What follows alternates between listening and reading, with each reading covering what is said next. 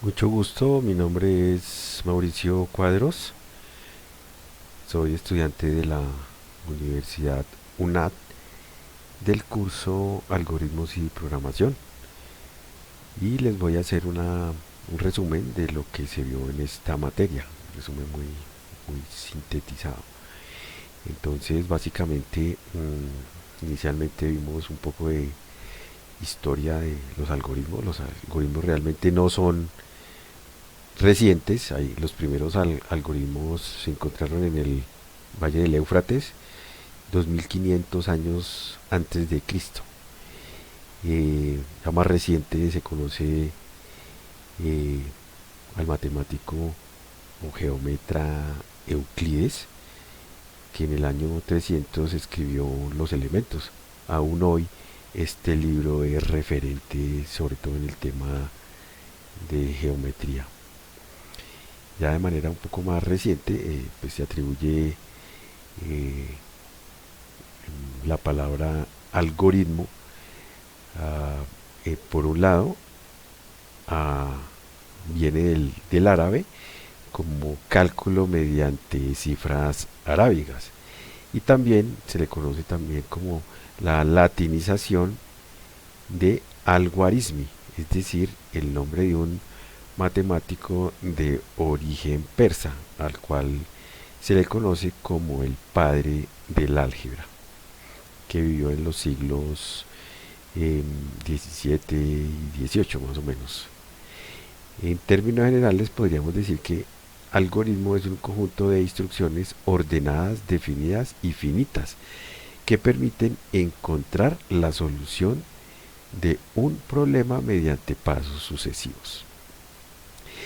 En la materia vimos algoritmos simples, son aquellos que pues, se asocian principalmente a una secuencia, eh, a una estructura secuencial, es decir, que no tienen ningún problema. Aquí sería relativamente fácil darse cuenta de qué hace el algoritmo. En este caso, pues lee dos números que son la base y la altura de un triángulo, los multiplica y los divide entre dos. Entonces, digamos que eso no tendría ningún inconveniente de este tipo de algoritmos. Vale la pena resaltar que aquí estamos haciendo la comparación entre el pseudocódigo que se genera por PCIN aquí a la izquierda y el código ya como tal en el programa Python. Aquí en esta otra forma, este es un algoritmo que llama una estructura que llamamos condicional.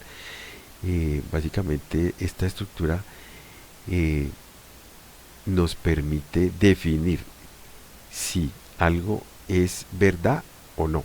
Por ejemplo, en este caso nos está diciendo, este es un algoritmo que nos dice si alguien tiene una edad mayor o igual a 18 años, entonces eh, imprima usted es mayor de edad, y si no, usted es menor de edad. Y también podemos ver el, el diagrama de flujo en PCI. Si pasamos esto a Python, aquí nos damos cuenta que es un poco diferente la sintaxis. Aquí ya utilizamos el if, utilizamos el else. If es lo que realmente es como el sí. Y el else es si no se cumple esa condición, entonces eh, se genera el conjunto de condiciones para las cuales no se cumple el if. Entonces aquí vemos que pues, nos dio exactamente igual a lo que nos mostraba en PCI. Por supuesto, estos son ejemplos muy sencillos. Lo que, lo que uno podría hacer es, siguiendo el aprendizaje, pues es ensayar eh, secuencias condicionales mucho más complejas, por ejemplo, con si anidado. El for es un bucle que finaliza cuando ya no tiene más elementos que iterar. Entonces, en este caso, digamos, estamos iterando o haciendo o generando más bien la tabla de multiplicar del número 3. Entonces, aquí nos está preguntando, ingrese digamos, para el usuario final nos dice ingrese un número, que es la tabla de multiplicar que queremos generar. Entonces en este caso le decimos 3 y nos genera la tabla de multiplicar, en este caso desde el 0. Porque aquí así lo definimos aquí, para i igual 0 hasta 10, con paso igual 1. También vemos aquí el diagrama de flujo. Adicionalmente, algo similar lo podemos encontrar aquí en el código Python. Entonces, pero ya con la instrucción for. Aquí es for en Python, es un rango. Entonces, para i que esté en el rango, en este caso, y desde 0 hasta 11. Entonces aquí nos está generando la tabla de multiplicar. Y aquí por pantalla nos pregunta ingrese el número o el número que la tabla que deseamos codificar. El for, digamos, aquí podemos hacer muchos ejercicios modificando el rango. También en vez de utilizar la i como la veíamos antes, podemos utilizar cualquier otra letra. También podemos hacer ejercicios ya no desde 1 o desde 0, sino desde 3 hasta 21 en este caso, y el paso lo podemos modificar. En este caso pues el ejemplo es 12. Aquí generamos la tabla del 7 empezando desde 3 hasta 21. El while, en el while, el código dentro del dominio while se ejecutará siempre y cuando la condición se mantenga. Si no se mantiene, sale del ciclo, sale del bucle. En este caso, digamos, estamos generando un mientras i sea menor o igual a 10, entonces va a imprimir i. Y si cuando ya va aumentando, sigue aumentando, en este caso pasa del 10, es decir 11, pues se sale del ciclo. Hay que tener mucho cuidado con la generación de sus ciclos, en este caso que no tengan claro cuándo termina el ciclo. Bueno, aquí básicamente lo que podemos ver es que genera más o menos algo similar a lo que nos estaba mostrando en PCI. Y también en el ciclo while nos permite definir el si no.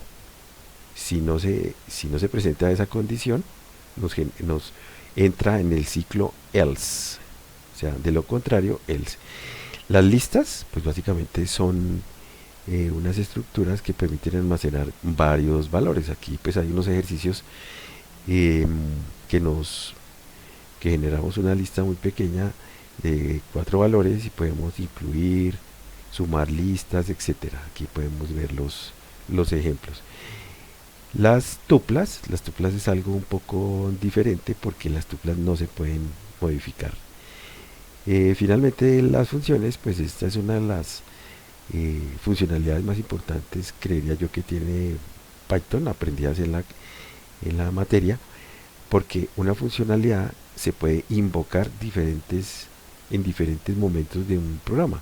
Por ejemplo, aquí creamos una función que nos hace un ciclo for y nos genera una tabla de multiplicar. En este caso si nosotros invocamos, aquí creamos la función tab_mul con un solo parámetro que es n. Si la invocamos y le decimos 3, pues va a generar esta función. En este caso estaríamos generando una tabla de multiplicar del número 3. Y así, igual que lo veíamos en PCIN o en el Python anterior, también podemos utilizar o modificar el rango.